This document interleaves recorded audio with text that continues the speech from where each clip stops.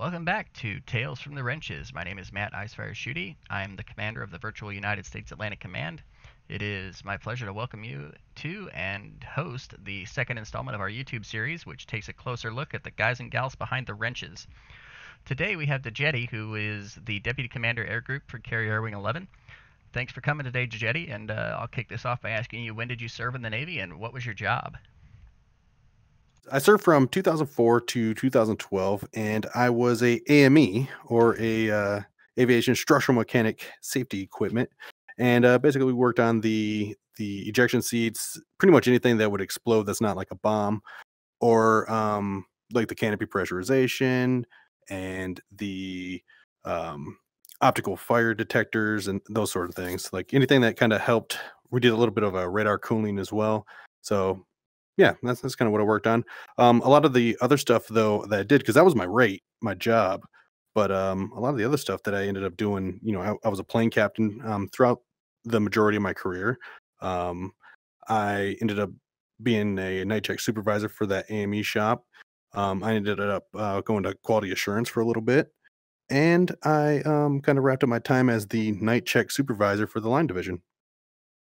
Well, it's kind of interesting to hear, you say a quality assurance is something you hear, like maybe in a normal job somewhere. So what did that entail? So basically, as a quality assurance representative, your job was to audit the maintenance work center's program. So you'd go make sure that the shop that you're assigned to do is up to date on the training. They're following the training correctly. When you kind of observe the guys doing work, make sure that they're utilizing like their flight deck helmets and wearing the proper PPE when they're up on the flight deck, that sort of thing. And you kind of just do a quick little study, go through their documents, ask a few questions, and you kind of grade them. And then you turn that grade into the who he was a chief for me, so he's the quality assurance chief. He's gonna, if he ever listens to this thing, he'll rip me a new one. But turn it into him, and then he turns it into the quality assurance officer, the QAO. And basically, my audits and recommendations get seen eventually by the XO and skipper of the squadron if there's any kind of crazy major training deficiencies. And yeah, they take action or send out those mass emails that you get in pretty much any company you work for in corporate America today. But yeah, it's kind of very, very similar, translated over well to my current job. Wow. Okay. So you mentioned you were an AME. Did you choose that career path, or was that something you were interested in? Did you go to the recruiter and say, "Hey, I want to go work on airplanes"? I absolutely did do that, but I didn't like go say, "Oh yeah, I want to work in ejection seats." It's kind of funny. When we're standing there in MEPS, the guy says, "Hey, you're qualified to do all these jobs." That because I told my recruiter that I wanted to work in aviation, that sort of thing. Because eventually I wanted to become a pilot, blah blah blah. That never really happened, but um, I said I wanted to work on airplanes, and he's like, "Cool," and he just has this list. And most of the rates are two-letter rates. So you get your AD, your AT, your AE, whatever. But this one was AME, and I was like, "Hey, why has that got three letters?" He's like, "Oh, they do this, do they do that, blah blah blah." And I was like looking at it, and I was gonna pick like 80 or something. I didn't realize how important these decisions I was making were. But uh, choose your rate, choose your fate. But I said, "Well, which one's the coolest out of all of them?" He's like, "Yeah, I'd probably go with AME." I was like, "Okay, cool." And it was just like that. That's how I made my decision, and I was off to the races. And it shaped, the latter part of my life because had I chose AE or somewhere, I could have ended up at the East Coast, West Coast. Who knows where I would have went? So, been a whole other experience. That's incredible. I love hearing how people, ended up choosing their stuff. We talked to a Spiceman earlier about it. It's really neat to hear, and I've heard that from several Navy guys. Choose your rate, choose your fate. Oh yeah, absolutely, and it couldn't be more true. I mean, if you think about it, the life choices and the career options that I had getting out of the Navy would have been completely different had I been like an engine mechanic, or had I been even just a structural mechanic. Those rates translate to AMP licenses, and there are aspects of what I did in the Navy that do translate into the civilian world, like the cabin pressurization and that sort of stuff. But finding a job when I got out was a lot more difficult than I anticipated in the aviation background because really I worked on ejection seats and there's not really a lot of those in the civilian market, For real. right? So, I had I have a list of questions from folks that submitted them through the Airwing. So, first one is really why did you choose to join the Navy? Well, funny enough, circling back to what Spiceman said, I wanted to join the Air Force initially as well, and I was like, yeah, Air Force all the way, let's do it. And I met a Navy recruiter before I met an Air Force recruiter. And his name was Joe Paul. He's the coolest dude in the whole world. He made the Navy sound like you're just going to be chilling in a hot tub on the middle of the ocean, just relaxing, drinking beer all day. I mean, and to a point, there's some truth to that. I mean, but it wasn't every day. But yeah, he just was full of life, full of enthusiasm. And I did. I went next door to the Army recruiter. And they're like, "Hey, what's up?" It's like, "Yeah, have you seen the Navy guys?" And they're like, "Oh no." They just were like dead inside almost. And the Navy guys, they were just like, "Hey, let's go do this. Want to go to Hooters? Let's do that, do that." And it just seemed like a better environment or a happier environment. But afterwards, learning what the Navy recruiters are doing, a bunch of my buddies have actually been Navy recruiters. They get trained in the art of selling skills, and it's pretty cool because the store Best Buy actually bases a lot of their selling skills training on Navy recruiting techniques. So when you walk out of Best Buy and wondering how you bought, this $1,200 Mac, it's because the same thing the guy sitting in boot camp saying, "How the heck did I end up here in boot camp?" Wow. So that's the second time I've heard that. Like you said, Spiceman said the same thing, that the Navy was just a better salesman, and that's incredible to me. Like you would think the other, well, hey, keep doing what they're doing because they're getting a lot of good guys for the Navy. Absolutely. So next question that we have here is what ships did you serve on, and did you have a favorite? Well, I've actually I did a lot of 2-week boat detachments throughout my career, and I guess I could kind of talk about that. That kind of explain this and a little bit more. But so when I first, well, like after A school and whatever, and boot camp and all that, I went into VFA 122, and it was a 2-year deal where we would go on these 2-week detachments. So I've been on the Nimitz, the Reagan, the Roosevelt, probably a couple others, and we just go out there for 2 weeks. Our guys would do their qualifying CQs, and then we would head back to the beach, and they'd go off to their other squadrons after they graduated, or they'd have to send out another, boat det a couple months later to do it again somewhere else. So I didn't really count those, but the ships that I really served on was when in 2007 I got orders to VFA 102 over in Japan, and that's when I got introduced to the USS Kitty Hawk, and it was the last of the non-nuclear carriers in service. And that ship had so much character. Hands down, my favorite ship I ever served on. It ended up being decommed, and we rode that back to San Diego and traded out with the George Washington. And the George Washington was okay. It was a lot nicer, had a lot faster internet. It didn't have as much character as the Kitty Hawk did. Spiceman was even bringing up how each ship kind of has something unique to itself, and the Kitty Hawk had this chili sauce, and they must have made it, down in their own little laboratories or whatever, because it was like the best tasting chili sauce, and hot sauce on a Navy ship is like gold. And this chili sauce, we called it kitty sauce meow. And every time you see it, you're like, "Oh yeah, where's the kitty sauce?" And if it was gone, it was like the worst day you've ever had.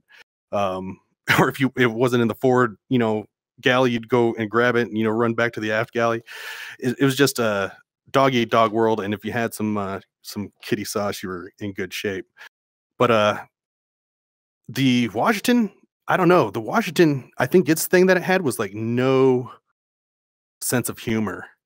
Like they were an East Coast ship, we were West Coast ship, and when we did the cross tech changeover thing in San Diego, they had just had a huge, massive fire. that got their skipper fired and everything. So they were all kind of low morale to begin with, but like they were just being real brand new about being in the Navy. So that ship, it was very interesting to serve on. Nobody that served on the Kitty Hawk really liked the George Washington, just because the crew of the Washington, I don't know, it was like they had like a superiority complex towards us or something. We never really figured it out. From what I heard, it kind of mellowed out later on, and they ended up switching ships in Japan sometime after that. But after my time in Japan, I came back to Lemoore and was assigned to VFA 137. And we went out with CAG 2 on the USS Abraham Lincoln. And I really liked it. The Lincoln was a more advanced ship than the Kitty Hawk. So it was like that with the George Washington. And it was just clean. Like everything about it just seemed like it was a tight run ship. And it was nice. And it really felt like home, like you're home away from home, because you're living on it for like 9 months out of the year. So did 2 deployments on the Lincoln, and then got out of the Navy at that point. But yeah, hands down, favorite ship, Kitty Hawk. That is really amazing. I would have figured as soon as I heard, as soon as I heard you said I served on the Kitty Hawk, I thought you were going to hate it, because I've always had this thought of, oh man, them oil fired or whatever, however they ran, ships were just old and beat up, and nobody liked them, hated serving on them, and everybody wanted to be on the nuke boats. But apparently, I've been wrong. Yeah, absolutely. It's so funny that you say that. The Kitty Hawk had so much character, and because it wasn't nuclear powered, believe it or not, it actually had more consistent hot showers, because they would take the fresh water, and it always went to nuclear cooling as like primary, and then to the catapults as like secondary. So if there was some extra, you got hot showers. If there wasn't, you had cold showers, and that was something I wasn't expecting on the nuclear ships. And the Kitty Hawk always had hot showers, and it was consistent. The Kitty Hawk, it was kind of it wasn't laid out like your typical Nimitz class ship. So its layout was completely different. It didn't have as many hangar bays. It was quite a bit smaller, quite a bit more narrow, but still had character. Unlike you could, like, it's very hard to describe. But some of the character would be like, there was this guy. Every time they would call off general quarters, what would be said on any other Navy ship would be, "This is a drill. This is a drill. All hands man your battle stations. Da da da da da. Whatever the situation." Not this guy. Every single time he'd be like, "General quarters, general quarters. All hands man your battle station. The reason for general quarters is small boat and proceed Kitty Hawk." And everyone's kind of looking around at each other like, "What the fuck's this guy say?" Oh, sorry for swearing, but Navy. Yeah, it was always little tiny things like that. We had this guy, they called him Singing Guy, and he would just be singing 24/7. You see him in line to get food or whatever, he's singing. You walking past him going to the ship store, he's singing. Like, he's coming out of medical, he's singing. You're like, dude, and he was always everywhere. Singing Guy was spotted like in the gym. If you were just going to the gym, he was spotted near the gym. If you're just coming back from the gym, like, he was spotted at laundry. If you're taking stuff down there, he was spotted near the trash. And we had like Singing Guy for President t-shirts made, and it was like a whole thing. Everybody knew who Singing Guy was, because he was just always constantly singing. I mean, I don't know if he was doing it when he was sleeping, but definitely when he was showering, from what people were saying, and everywhere else when he was on the ship. So yeah, the Kitty Hawk, hands down, some of the most cool memories from the Kitty Hawk, because I did actually cross the equator, did the WOG Day thing, like Spiceman was talking about. It was less the Kitty Hawk experience in 2007 versus what Spiceman went through. Yeah, it was like a from 08 to 1200, and you were done. There was no like day before, week before, storing up trash. We did have to crawl on our hands and knees for a small period of time, maybe like 20 minutes max. We had to do like jumping jacks on the flight deck in the sun while they're spraying salt water on us.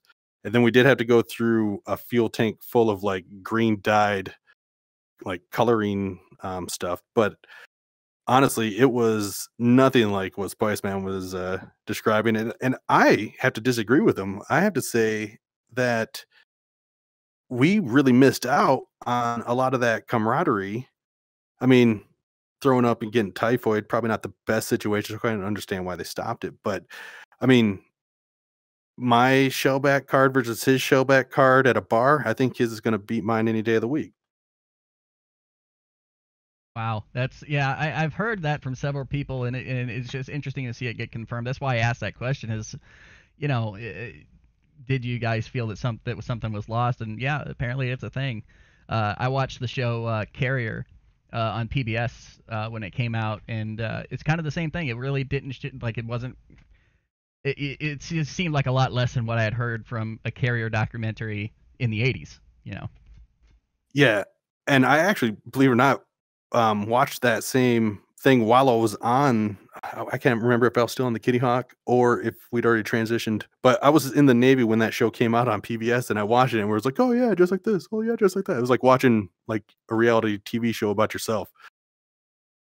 So let's see here. What other questions? I got plenty of questions here. Let's see. Oh, here's one.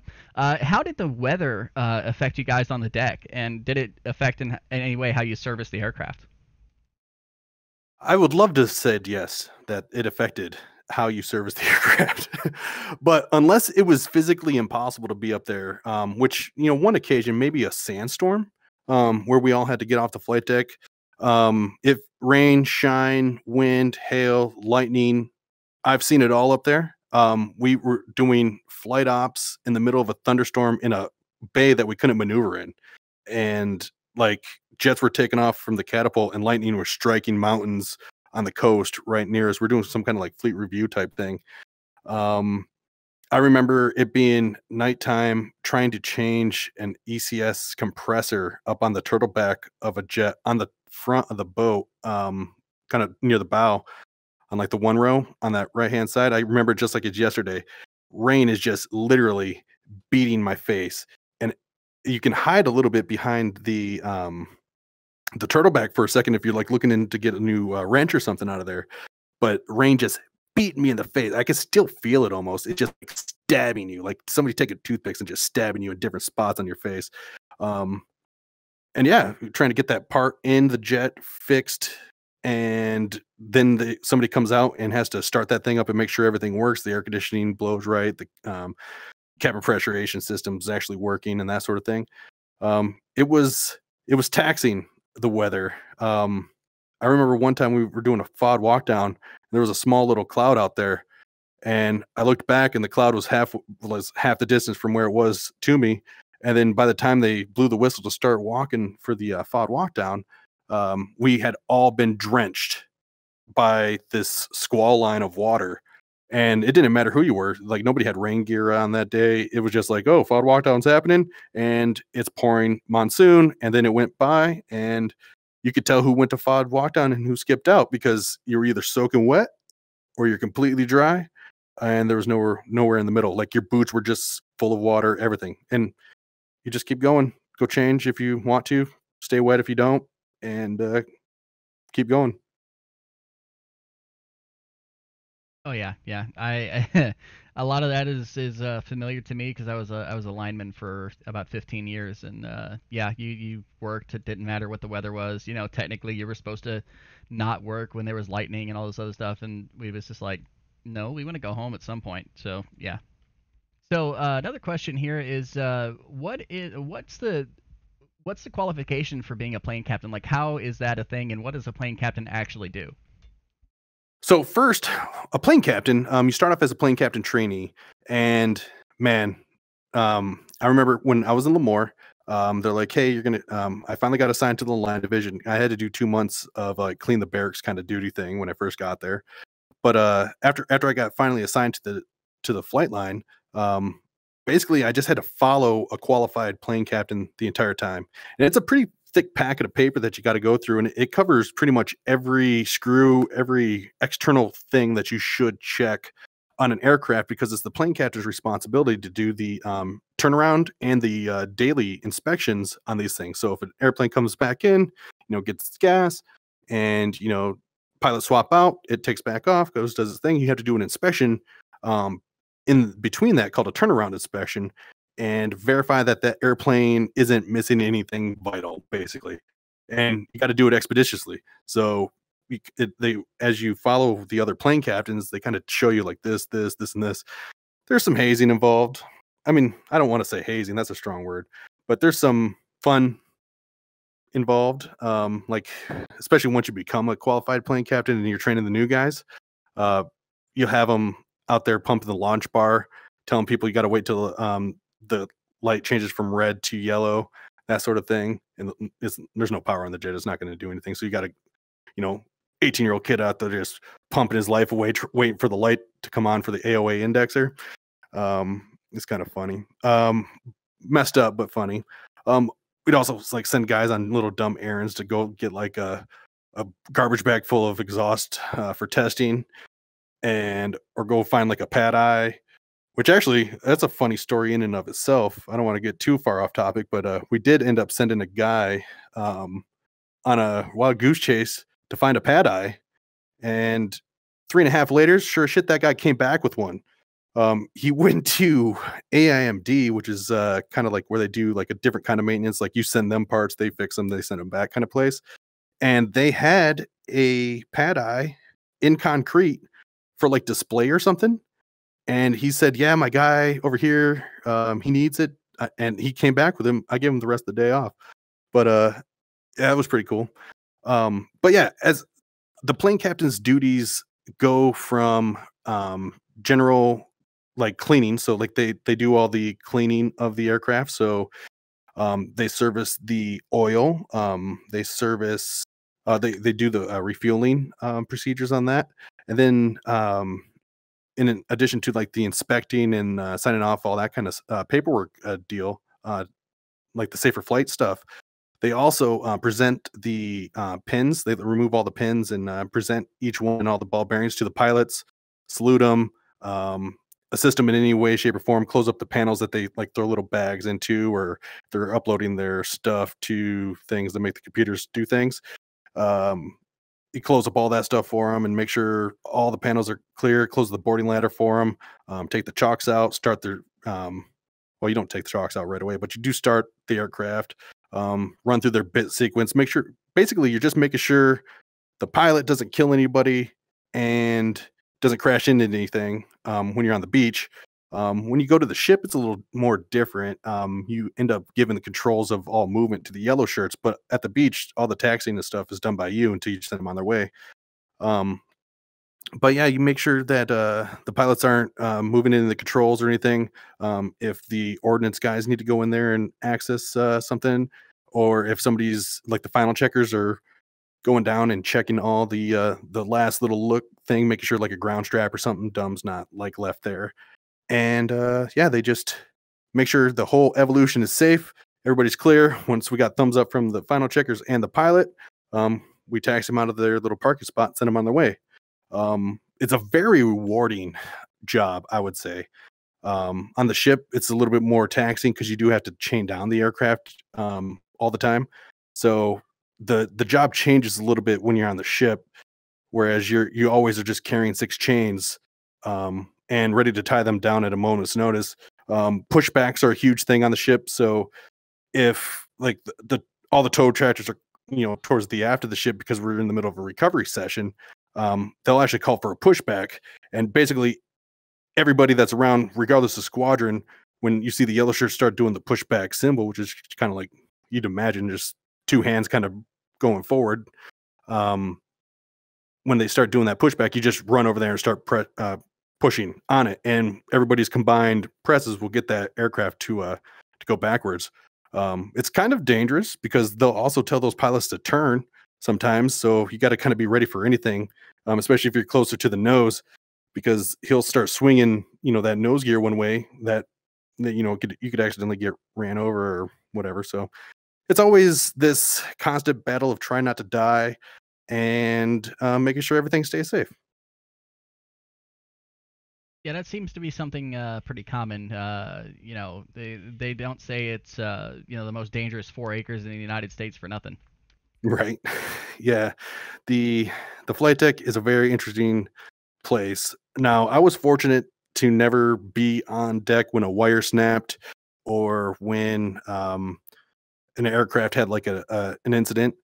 Um, but 2 weeks before I got to VFA 102, they lost one of their Super Hornets into the drink because there was no tension on one of the arresting wires.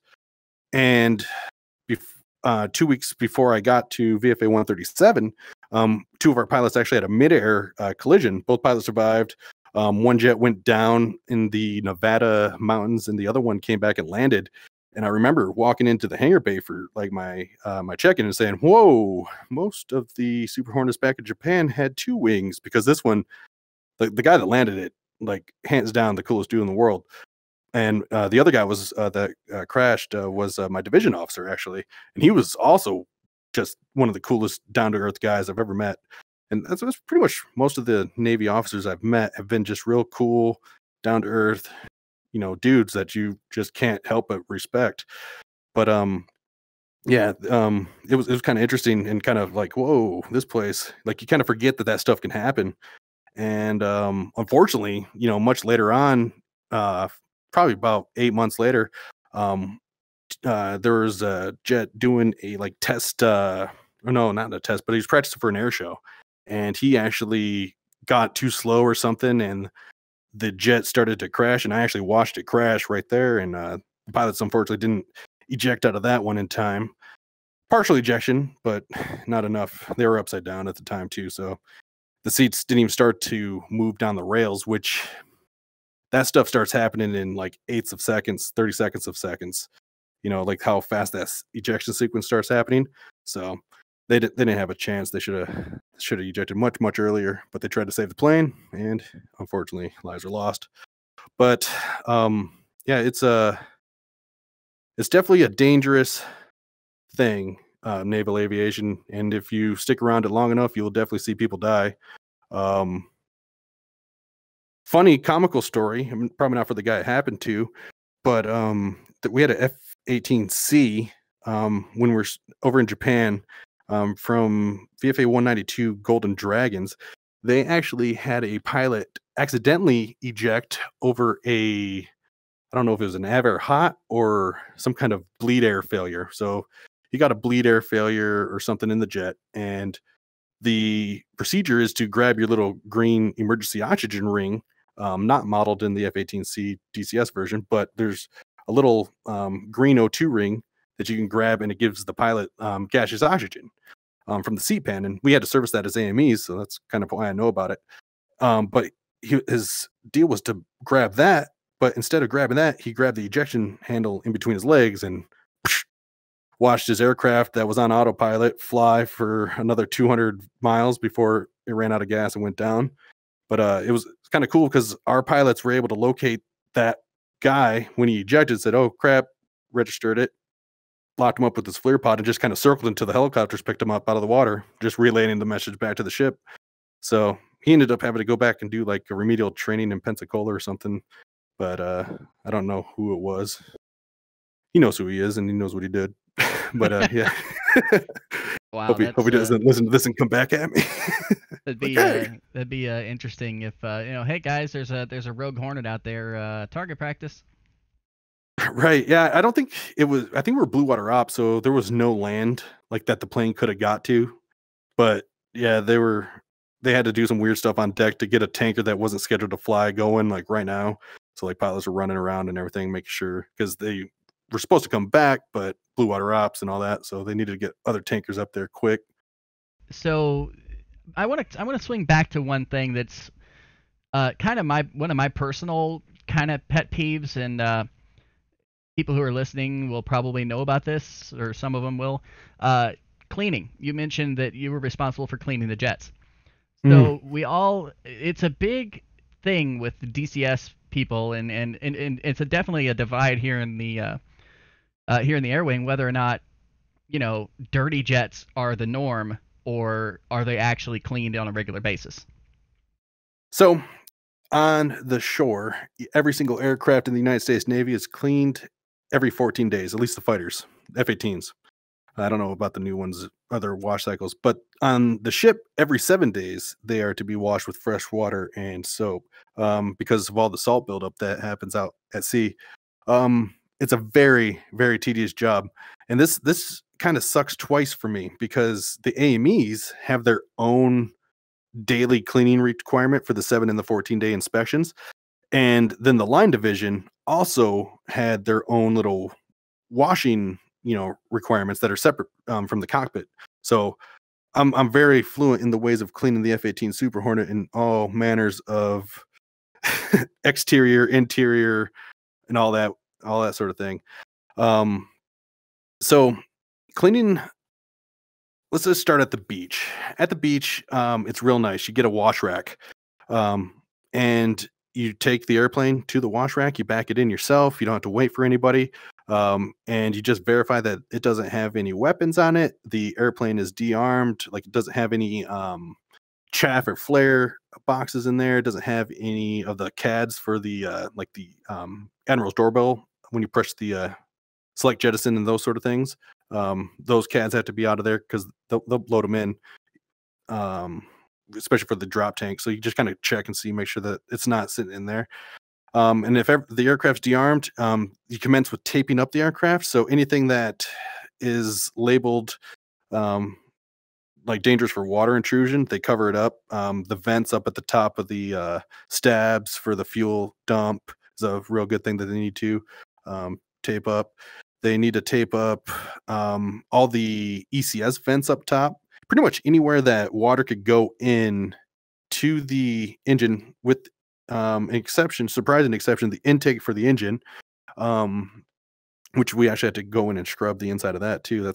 It's always a weird thing. But no, after everything's taped up, you spray it down, give it a good rinse, get all the big stuff off, and then you start using Turco or whatever brand. We called it Turco. It wasn't allegedly real Turco because I guess the real Turco would take your skin off your hands if you use like bare hands or something, what they were saying. But it's like ZEP soap, and it's pretty potent stuff. You never want to use it on your car, and you can use it at different concentrations. So on the main body, you'd use a thinner concentration rather. And on the landing gear, you'd use almost like pure Turco is what we call it.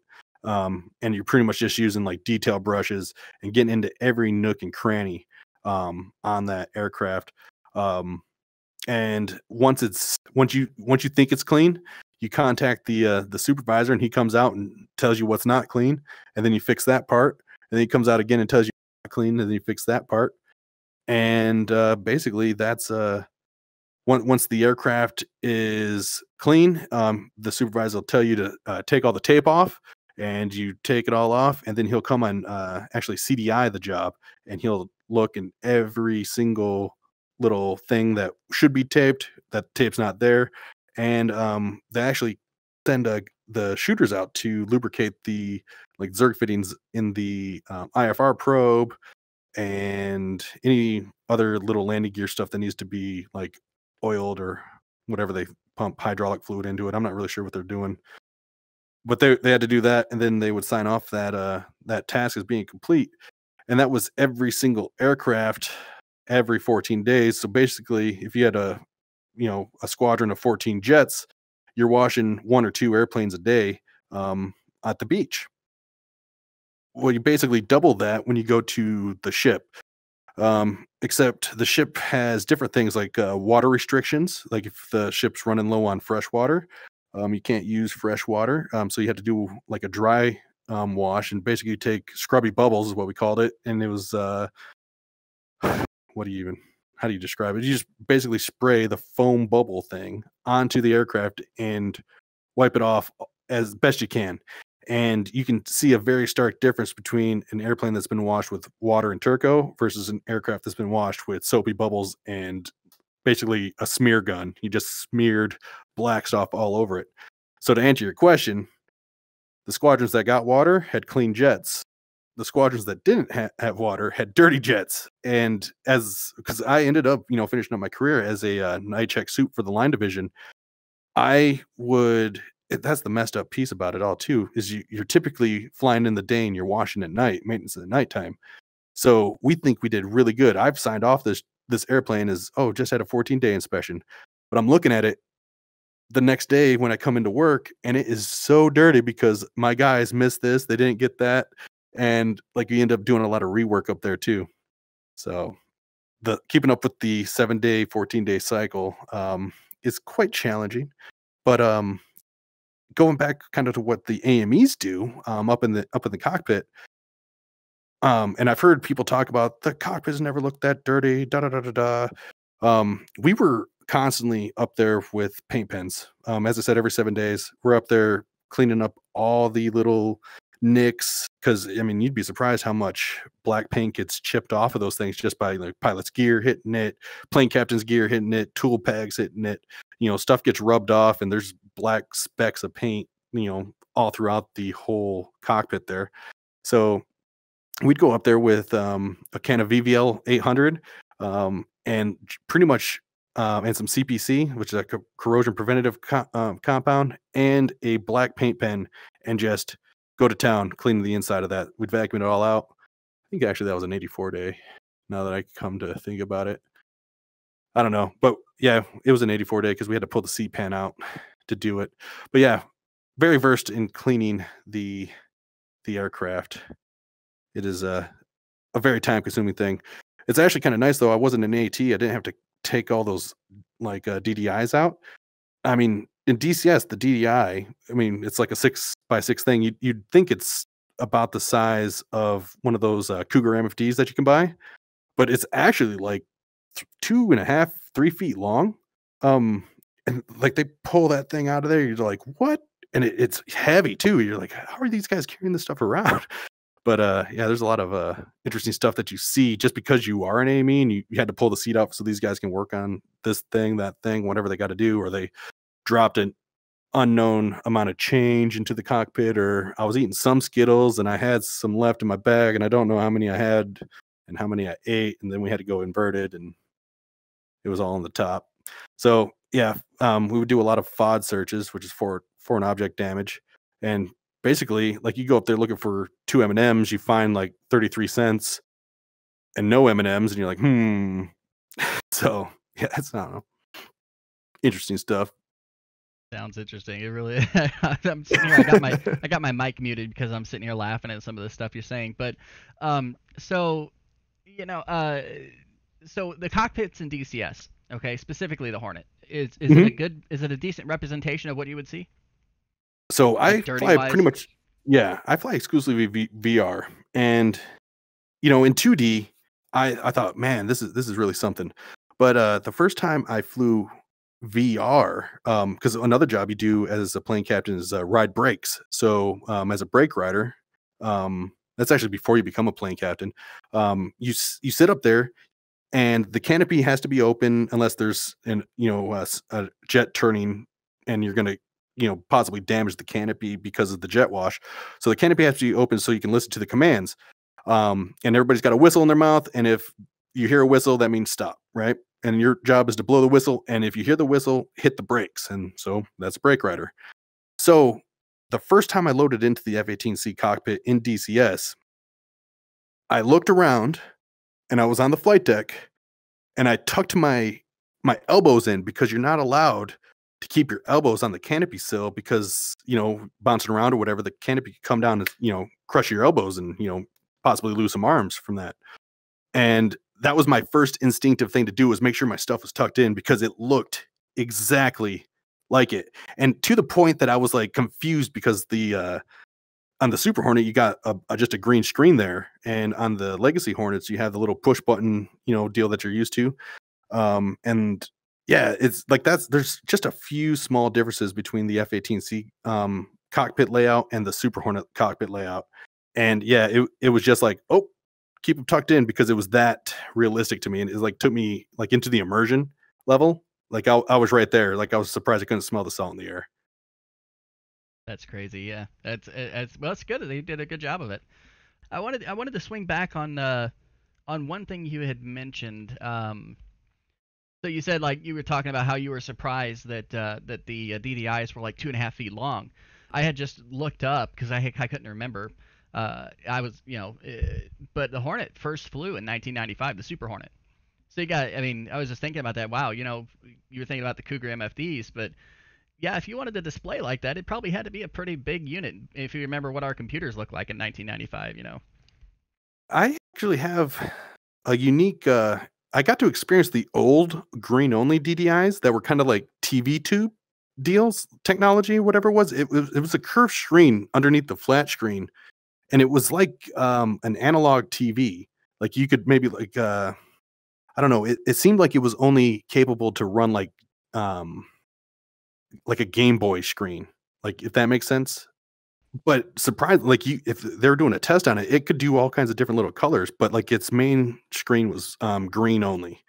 And then we went to like block 2, I believe it was, or a certain lot number that we went to, and they were like LCD screens and just completely flat. There wasn't any of that like tube stuff in it anymore. And those were a lot better for glare, as I recall. But yeah, it was kind of interesting to see that it was like the same jet. Then they came in, they swapped everything out, and it came back, and it was like more updated. Like they refit the plane to go from the block 1 to the block 2 upgrade or whatever they called that. And it was really cool to see that stuff. And then as I stayed in, it was crazy to see the airplanes continuously grow up. I was part of the detachment in 102 to fly back and trade in our old jets and get the new jets in Lemoore. And those are the ones that had those big, huge, they called them like they always joked you could hook your PlayStation up to it and just play for the Wizzos when they're like riding back to wherever, because it was a huge screen. And the map on that thing, the clarity of it was just so much better. Just from a maintainer perspective, I didn't know what half of that stuff meant then. I didn't learn any of that until I started playing DCS. But I could like zoom in on little spots, and it was just like, oh, this is a really cool, useful, handy tool. And we would just spend hours up there because I was term qualified, and I would just play with stuff while they were doing things. So I'd be like going through the pages, and I had my oils up and I was making sure nothing was going there, but I was just pressing buttons and seeing what did what. Because I knew like what was dangerous, because they taught us all the dangerous stuff, like don't ever do this, don't do that, don't do this. Go on power when they tell you, come back off when they tell you not to. The whole thing. So that was a kind of a unique experience in that, right? I do believe I'm deviating very far from your original question, though. That's okay. That's kind of what we're here for. We're just talking. The other question I had, there's just about two more I think that I've got here from members here. One was, what was the one thing you hated to change or repair, and why? The fucking Catalina wine mixer. So that's not its real name. It's optical fire detector number 5. Yes, this thing is a bitch. My LPO actually wrote the procedure on how to clean it based on all of our previous attempts, and the whole thing could have been circumnavigated by just installing a removable panel just anywhere in the vicinity of this thing. But nope, it was a solid panel the whole way through. So what we'd had to do is we had to take the drop tank off, take the center station 6 center line station off, drop 3 panels and they weren't the big Torx tips. They were the small ones, and they always stripped, guaranteed. Like if you could change this thing without stripping out a screw, like you got like the Nobel Peace Prize, because this thing was the worst thing in the world to just get access to. You had to take off this fuel line that was like part of the fuel transfer system, but you couldn't even technically touch that thing. You had to get the ADs to come out there and take that out, and then you'd have to remove a bunch of your own ducting and get into this back spot that you could never see. It was kind of like a where you kind of are reaching back behind your head type thing with a like pair of vice grips that has a a Q-tip with alcohol on it, and you're just kind of like rubbing around and trying to find a smooth spot. And then, maybe you got it, maybe you didn't. So let me tell you what this system does.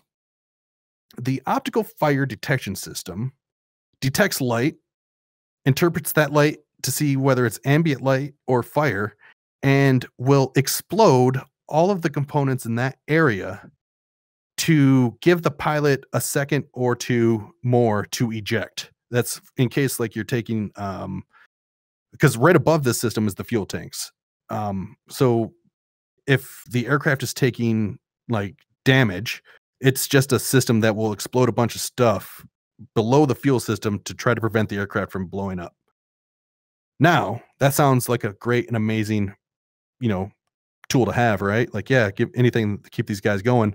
Problem was, it started messing up. Like to the point that after we finally learned how to clean the thing, they ended up zip tying the thing over the Con US, Contingent USA. They wouldn't let any of the planes fly with that system activated. So you pulled the circuit breaker out and actually zip tied it close to stop the access to it. But it was OFD number 5, the fucking Catalina wine mixer. We nicknamed it that because every time we had to do that job, it was just like, holy shit, like there goes your Saturday. Like whatever you had planned, like you're just getting it done. And there was no way to test it without closing everything back up and putting the jet on power to see if it could detect light and also check itself to see if it was dirty or not. We ended up coming up with a foolproof way to clean those things using a real nifty tool that they use to check out the fan blades on like the deep compressor stages.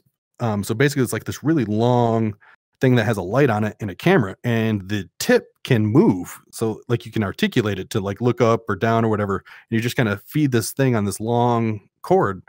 And we taped a Q-tip with some alcohol on that, and we sent it in there, and we were just using the little articulating arm to clean it. It was like the perfect little thing to just move it and clean it. And that made things a lot easier. We didn't have to take off as much stuff to do it, and it actually got written into the little program that we used to fix the airplanes. It was like a tip to get it clean. But they'd still use that program, like the system. They still use it when they're like flying over Afghanistan or whatever. Like if they're in combat, they'll use it, but not anywhere over the United States. Huh.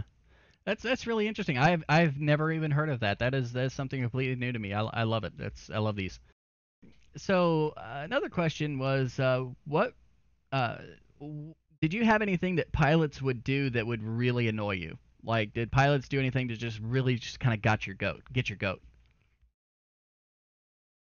Legitimately, I can't say that they personally would do anything that would piss me off in their general like demeanor. But caveat, when they would do dumb things, like I'm talking more about like the 122 guys. Like we would be standing there telling them to stop or whatever, and they just would like keep going for like another 4, 5, 6, wherever they thought they needed to stop type stuff. And the reason we were telling them to stop is because that's where the perfect spot to line them up with the fuel thing was. So like we had a couple jets that we call them rolled throughs, and they just kind of rolled through the pits when they weren't supposed to. We had guys shut down jets when they weren't supposed to. We had a guy shut down a jet, hop out of it, but when he was getting out, kick the throttle forward, and so the jet just started spooling back up. And so like he's climbing down the boarding ladder and here, and he's like, everyone's kind of looking around like, what's this guy doing? And so like he had to run back up there and like bring the throttle back to off. But yeah, it's just little things like that when they were not being safe as a plane captain would be the only time that I had any issues with any pilots at all. Other than that, especially like once you were in like the regular squadrons, like BFA 102 or 137, those guys are so shit hot. Like you couldn't mess with them. Like it was just, you were lucky to be working on their airplanes. That's kind of how you felt about it. Or at least that's how I felt about it. You were privileged to work on that aircraft. Yeah. Nice. But it wasn't all bad. I mean, if you had to go pick up a small amount of M&Ms or whatever, cases of beer would magically appear. And that was always kind of a real cool little all right, yeah, sorry that sucked, but at least it's, you had to be at work anyways. Might as well do something productive, kind of thing. Cases of beer magically appear. I love it. One other question. I had one last question. Yeah, this is the last one. Was from another guy here. What was the thing that broke the most on the Super, if anything? Like, did you have a common gripe? Common gripes. We had these MSP codes. I can't remember what they are. They're because I did a little stint as a troubleshooter. Um, and I think they'd go in waves. Now that I'm thinking about it, but we'd go through this phase of time where every single airplane had an AVAIR hot. And what an AVAIR hot caution is basically the airplane is designed to be operating, at flight idle or at, 60, 70, 80, 100% power range, right? So when you're at ground idle, the airplane's not pushing as much, power off of the seventh stage of the compressor of the engines and then going into the ECS system. So you're getting low flow situations. So the pilots are not as AC'd as they'd like to be, and the avionics are not as AC as they need to be. So the Navy decided that the avionics are far more important than the pilots. So the air conditioning would actually be diverted from the cabin down into the avionics space so they don't lose navigation, or like if that flight control computer, its backups get too hot or whatever, bad things start happening. Same thing for like the SMS computer, like little stuff starts getting hot and it starts making other bigger stuff break. So the AVAIR hots were always caused in the summertime, which they always seem to be when you're flown around the equator and stuff, but right behind the catapults. So the pilots obviously cannot take off with an AVAIR hot, but most of the pilots also knew as soon as the jet took off in front of them and they weren't, and the steam went away, that AVAIR hot was probably going to clear. So like the newer guys that didn't know that would call for a troubleshooter immediately. Like, hey, I got an AVAIR hot. I was like, sir, that jet is on Cat 1's about to take off, and the steam from the catapult's going to go right in there. It's going to be AVAIR hot. If it doesn't clear when you're up on tension, let us know. And like they're like, oh, and then they go up on tension, and they're looking, and then they salute, and the jet takes off. So there was a lot of AVAIR hot issues. I guess the next thing would be, and it always came in waves. It was never like you had this and then the other. It was always like AVAIR hot, AVAIR hot, AVAIR hot. But the other one would be OBOG's degrades. And I don't know if they just all had the same expiration date, but it started getting to the point where we're running low on the supply of OBOG's concentrators. And that was another system I worked on. Basically, the OBOG's concentrator takes that same bleed air that it's stealing from the 7th stage compressor, gets redirected through some other things, where it takes the water separator, and basically goes to the onboard oxygen breathing generation system. I butchered that. It's been 8 years, guys. Sorry. But the OBOG system is a really cool little thing. It's got 2 molecular little sieve beds in there and a little pump, and it just kind of pumps it up, and that bleed air turns into, it gets all the nitrogen and all the other stuff out of air, and it just gives you like 97% pure oxygen to the cockpit. But that thing, they'd be fine. Like one deployment, you wouldn't change one. And then the next deployment, you changed it on every single jet, and you were stealing it from the other squadron's jets and all kinds of stuff. It was like a whole other deal, and it would just come in these waves. And it was never the same thing. Like you never did an OBOGs and then had an AVAIR hot. It was always this is like the same day over and over and over again. And then we switch weeks and it'd be this problem. And then we had to do corrosion inspections. And that was a whole thing. Like nothing on the whole jet would break. And we would just do corrosion inspections, and we'd be taking panels off and painting. And it was very, very, very fluid in what was always breaking, but it seemed to go in like patterns and waves, if that makes sense. Oh yeah, for sure. It's something that I've dealt with working on, just cars before. You just have something that goes wrong, and then this thing goes wrong because that thing went wrong. It's weird that way. It turns out that it happens. You almost feel like you're at Groundhog Day at that point. Yes, the Groundhog Day movie, which they also played almost every single day. It mirrored the Navy life so much, it was crazy. So yeah, I think that is all of the questions I have. Did you have any neat sea stories you wanted to share? Neat sea stories. Well, 2 weeks after President Obama got put into office, we were directed to go to the South China Sea. And as you well know, because you wrote the U.S. Lantcom ways of doing carrier operations, um, like a typical standard departure from the ship, you take off, you do your clearing turn, climb to 500 feet, and then you fly outbound on the BRC until you're 7 miles away, and then you do your turns and depart the airspace climb. You're good to go. Well, that's pretty much what it had looked like every single day of this deployment until this day. We were sitting around. Literally, we just had an alert 5, which wasn't uncommon. We always had some alert jets up there, and we were doing some kind of longer transiting period where we just had an alert, and all the other jets were kind of like off to the side. Not really a whole lot of stuff. But we kept launching the EA-6B around, and it was on a mission. It was just going out, coming back, getting gas, coming out, and they'd send another one up, and we didn't really know what was going on. We're just guys standing on the flight deck, not part of the command and control guys. But we're just sitting there, literally drinking Mountain Dews on the flight deck, which is no bueno, but it was happening.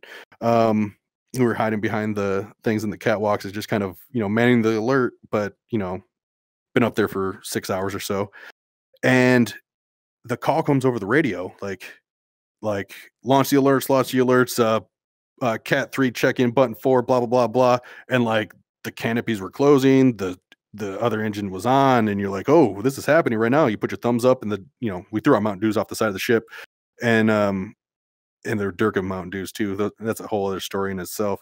Durkin Mountain Dews don't taste like American Mountain Dews, but yeah, we throw our thumbs up, and our jet launches off, and then instead of its standard departure, it gear up, left turn, full afterburners off like the ship's 9 line, and it's just gone. It's like up in the air, and then another jet off of Cat 1 launched and did the exact same thing, and we're just kind of like, oh shit, why did we just launch the alerts? And we're all kind of like, okay, and we're just kind of standing around, and then pilots just start coming out of nowhere, and we're launching like all the jets. We're like, I don't know what to do. And it was just crazy hectic. And none of the other jets ended up taking off. But like we had like 5 or 6 other jets ready to go in like 12 seconds, it seemed like. Like these jets were tied down in the back, off to the side. And then they're just on running with Hornets being loaded like within like matter of fraction of seconds. And we never really knew what they went off to go investigate. The EA-6B came back first and kind of parked and shut down, and then our jets kind of came in over the overhead brake and then landed. Nobody said nothing, and that was it. But so that's when I thought like we were going to like World War III or something, but we just didn't. And yeah, that was a crazy sea story. Huh. Well, whatever it was, it sounded like they meant it, because yeah, that was the weird thing is, you always seen like Top Gun or whatever, like the crew, like, oh yeah, everybody on the flight deck's like super excited. Nobody on the flight deck would have known that they just had an air-to-air engagement. They're not like broadcasting that over the 1MC. Like, you have no clue what's going on. But that does kind of remind me of another story later on in life. It was a similar situation, but we were on the Lincoln, and Iran was saying they're closing the Strait of Hormuz. So what we did on the Lincoln was drive through the Strait of Hormuz like 6 times. So we like transited the straits, came back, transited the straits, came back, transited the try straits. it. Yeah, and like say something. So we had an alert going, and they were tracking this airplane when it was on the ground. I had to go to the ready room for something, and I looked up on the screen, and it was drone footage of these 2, what I think they're like MiG-23s or something. There was something down there, single single fin 2-engine airplane, and you could see it clear as day. And they were just observing it, and they started moving, and then they like, hey, we're going to launch the da da da da. They were calling up when those planes were moving around. So one of our pilots went up, and that's when I actually learned TWS existed, because those planes were on just one of their routine flights, and it was bad visibility that day, like really, really poor visibility, like our current case 3 mission settings, bad, just not wet and windy. It was just sandy and smoggy and gross. So we seen their 2 jets fly overhead, probably about 3,000 feet, right? It was very low visibility, but they were pretty low, and you could see just directly above you. And two of their jets flew directly overhead, and our jet was right behind them, like just right there. And we're like, cool. So he came back and landed and said, yeah, those guys were just on some routine training mission, and he had them both locked up with a 120 shot on each of them. And I was like, what? You can target multiple guys at the same time? He's like, oh yeah, man. Da, da, da, da. And that's when I learned TWS existed. So it's a pretty cool little system. But yeah, little like skirmishes or whatever, like that. On the Kitty Hawk, we actually had a Russian bear fly right over our flight deck, and that was kind of embarrassing. That's gotta be a rare event, yeah? It didn't fly very high over us. It was like 200 feet above us, and it took us like an hour and a half to get an airplane up. They tried doing the same thing when we transitioned to the George Washington, but we intercepted it like 600 miles out when it was doing the same stuff. So that just goes to show you how much better the newer radars are on the newer ships compared to the older ships, because we had no clue. The Kitty Hawk, it was embarrassed quite a few times. We had a Chinese sub following us for a good long while, and we pulled into port in like South Korea or something, and like the Chinese sub was like, oh, I'll surface too and dock, and like I guess it'd been following us for a month.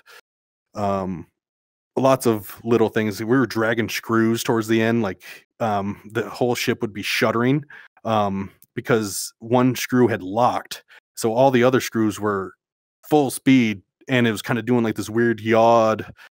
It wasn't just going straight into the wind, it was kind of like yawn into the wind, so it felt weird. And every time we did flight ops, the ship would shake and shake and shake, and I don't know, it really helped you fall asleep. But yeah, I could probably talk sea stories for years and years and years. Well, we're gonna have lots of episodes of this for sure. But so that's really interesting to me that they were able to get an aircraft. I mean, submarine is one thing, but the fact that they were able to get an aircraft over the flight deck. I mean, surely somebody would have known, right? Or was this legitimately totally a surprise to everybody that I think it was legitimately a surprise to everybody, and. Wow. Because they had mentioned that they were the Russians were always sending out some kind of bear to just they always do it, they'd always send it down and just go see, and I don't know if there's like bragging rights involved or whatever. There was nothing hostile. There was no like bomb bay doors open or anything crazy like that. But it was, I don't know, just kind of like friendly, like Cold War skirmishing, I'd guess, if you would. But yeah, everybody pants down, I would have to say, admittedly, on the Kitty Hawk. There's a famous picture. I'll have to flash it up here on screen of a B-52 that did the same thing. I forget which carrier it was, but B-52 like evaded the entire battle group, all of the E-3s, everything, and flew underneath the flight deck of a modern carrier. It was that's a story awesome. that was really interesting to me, that nobody knew anything about it until all of a sudden there's this B-52 flying right underneath the flight deck, like lower than the flight deck. Yeah, those photo ops are really cool little deals too. Like the one that Remus put together for our banner on Discord. I remember being in one of those photographs with like the Stennis was there, and my buddy Kyle was on the Stennis, but we weren't allowed to go up on the flight deck. So like I was like, hey, I'm gonna be in Hangar Bay 1. You go to the other side, and we'll wave at each other. And like I could see him waving, and like we grew up on the same block. It was kind of crazy to see that. So there's a lot of really cool things. I got to swim in the ocean, which is crazy. Gulf of Oman, right? If you see that place at nighttime, don't ever swim in the ocean. It is literally just sea snakes for as far as you can see, and they're like luminescent. They light up the whole as far as you can see, and it's all sea snakes. But yeah, I jumped in that, and the waves. I remember jumping off of the elevator. They lowered the elevator as low as they went, which is still like 60 feet up or something weird. And like I remember jumping off and trying to time my breaths. Like, oh crap! Like I'm still falling. This breath that I took when I jumped isn't going to be enough for when I hit the water. And sure enough, like I go to like breathe again, and it. But I go to breathe again, and I'm underwater, and I just kept going down, and it was shocking to me because like you got this huge like ship on your left, like just big black spot, and then a little tiny bit of light that kept getting dimmer and dimmer and dimmer as I was going down, and to the point that I kind of started getting a little bit scared because I could still feel how far I was going down, and I started swimming against that, and as I was still going down, I was already swimming back up to the top. I don't know how far I would have went down. Had I not started doing that, because by the time I got up to the surface, I was like gassed and out of breath. And I was like, holy crap. Because the waves that looked like tiny little ripples, from up on the elevator were now like ocean waves. And you're like, okay, let's swim. Like, why did I do this? Like, who jumps off a perfectly good aircraft carrier in the middle of the ocean? So it's one of those Steel Beach days, yeah? Is that what they called it? Oh, yeah, Steel Beach picnics. Yeah, we had way too many of those. I only got to have one beer day, which is where when you're out for like 90 days or something, or if it's more than 90 days straight, they send beer out to the ship. It might be longer than 90 days, but you're out there for a long time, and then they send beer on a cod, and it's like expired Bud Light, but it doesn't matter.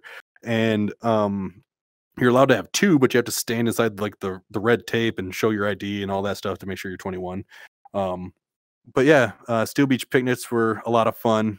Always good burgers, like burgers that they cook down in the galley. Once grilled, are completely better than just flipping them on the little flat tops that they had down there. So it was kind of crazy that like our food could be better. They just chose not to have it be better. Wow, that's hey man, I cannot believe an hour has flown by. So we're gonna probably cut it off here. But thank you for sharing, DidjedE. That was really fun. I really enjoyed this. Roger that. Had a lot of fun too there, Ice. So yeah, love to do it again. Cool, we definitely will, because obviously you yourself, you have more to tell, and I'm sure people will ask some more questions. And yeah, we'll have you again. Roger that. All right. Cool. Thanks, guys.